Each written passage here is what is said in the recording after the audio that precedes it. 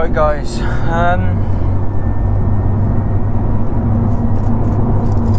don't really know where to start. The car's been mapped. The day when it's planned, it was nice 3.5 hour drive over to East London.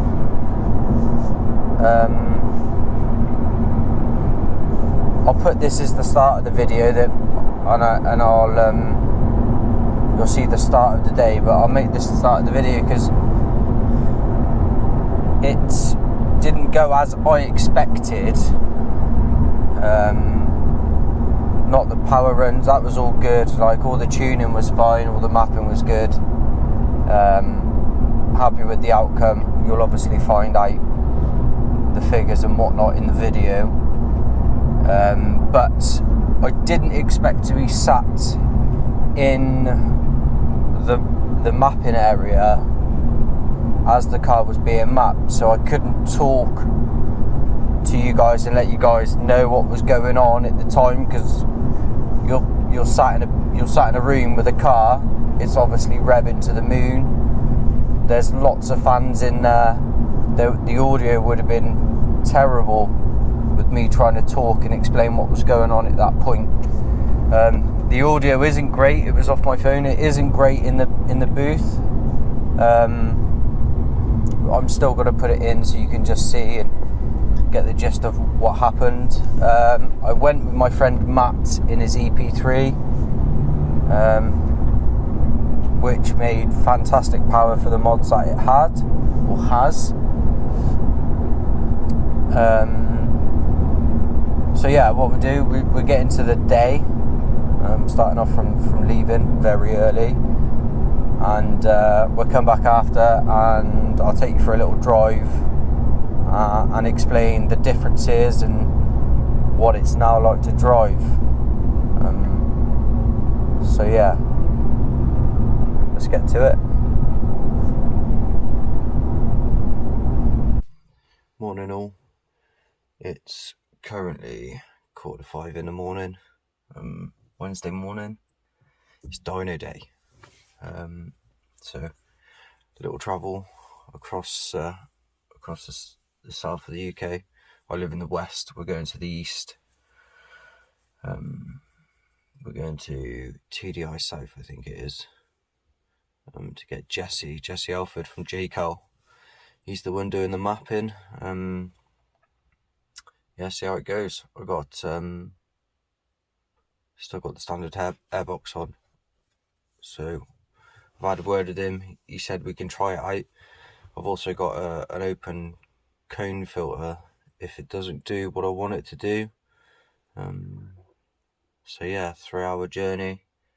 I think our dyno session starts at 9, so we want to get off for about 5. It's 1:45 now. Yeah, 3.5 hour journey, and yeah, go from there.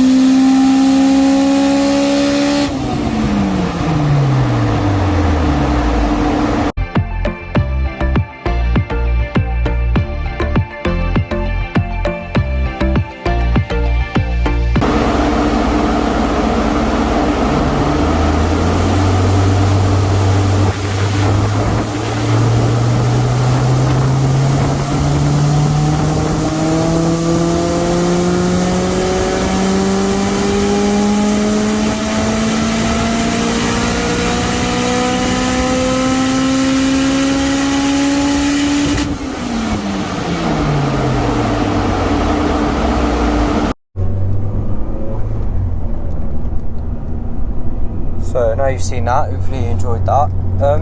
What's it like to drive? It's way smoother. It had like a low speed jerkiness to it, these lanes. So like around town in traffic, you try and be smooth through the throttle just to like keep you at a momentum, and it would be very jerky. That's gone. Whether it was just a throttle position sensor calibration it needed, I don't know, but obviously you couldn't do that on the original ECU, so that's got rid of that. I think the VTEC is set, there's loads more mid-range. I think the VTEC's set now at 4.8. It made 151 foot-pounds at the wheels, well, at the hubs. It's a hub dyno. All of the figures are at hubs. I asked Jesse from j.cal, and he was like, it's not a given figure, it's not a given percentage. He would say that a rough estimate would be 10%. So it made 152 foot-pounds at the hubs and 118 horsepower at the hubs. Wheel horsepower. Quick math says that's just over 240 horsepower at the engine. Again, not a figure I was chasing. I just wanted it to be super smooth because it's used on track, and it is super smooth. There's no hesitation. Throttle response is absolutely fantastic. I'm chuffed to bits with it. It's very urgent now to get up and go. Not that it was lazy before, that's what these Ks are really good at doing, but now it really is, like, it really wants to move on way earlier in the rev range. Yeah, so super happy with it. I just need to do a few bits now to get it ready for, we've got a track day, Cadwell, the 20th of September, so I need to get the track roddings changed and the anti-roll bar drop links changed for that, and then go and have a geo setup, because obviously the track roddings are coming off, so it will need a geo setup. Yeah, it's lovely. Poor old Matt with the EP, because his isn't road legal, he doesn't even get to test his out until the track day. But I can't remember what Matt made on the Torque, but Matt's EP3 with just an air filter, he's got the 70mm exhaust and a japspeed manifold, made 212 at the wheels, and I just think that's a great number, 212 at the wheels for very little money put into it, obviously with a KPro. So yeah, he's chuffed to bits with it. The noise this makes now is lovely. The hondata airbox mod. So whilst it was being mapped, I asked Jesse if we could have a little play around. I'll insert some more of the videos so you can see what happened. So stock airbox, but with all the guts taken out and a drop-in K&M filter.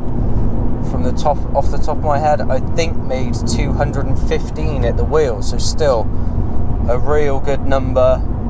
At the moment, let's not hit the pigeon. At the moment, it has a block velocity air stack air filter on it. That's where it made the 218 at the wheels, and then for fun we had it hanging out of the bonnet just to see what extra power it would make. I'm pretty sure it made 222 at the wheels, so it was all for learning, just to see how the K reacts to where it's actually getting its air from, because obviously everything was with the bonnet shut, because I wanted real world information. So I don't think the stock airbox done bad at all. Obviously the block airbox did slightly better. It gave me an extra 3, maybe 4 horsepower at the wheels. I need to move the battery. Jesse said if I move the battery, he says 12 inches from the throttle body to the air filter is like a real good length for the harmonics of the intake. It should make a little bit more power, and obviously if we get it over there, then the air is cooler as well. So yeah, that's the plan. Hopefully before the track day, but I'm in no rush. It drives lovely, and it sounds bloody beautiful.